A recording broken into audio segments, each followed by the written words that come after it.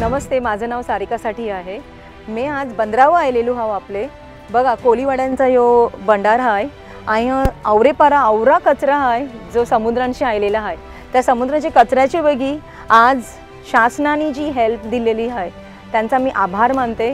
आणि दुसऱ्यांदा मी आभार मानते आपल्या जॉइंट फिशरीज मॅनेजमेंटचा, त्यांच्याकडून पण आम्हाला मदत भेटलेली आहे।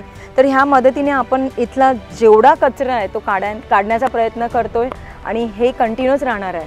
आणि याच्यामुळे जे दुष्परिणाम होतात, दुष्परिणाम म्हणजे आपले बंदरावर होते, पाण्यात अख्खा कचरा गेल्याचे बघी पाण्यात अनवॉन्टेड ते गेल्याचे बघी आपल्याला फिशिंग पण कमी येते।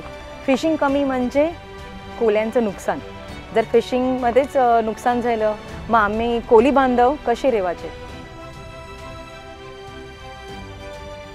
आपण प्लास्टिक किंवा अन्य प्रदूषण करणारे घटक जे आहेत सागर किनाऱ्यावर किंवा समुद्रामध्ये होऊ नये याकरता सुद्धा स्वेच्छेने त्यांनी मदत करावी अशी अपेक्षा करतो आहोत। आणि त्यासोबतच मासेमारी करत असताना पर्यावरणाला पूरक अशा कोणत्या गोष्टी करू शकतो।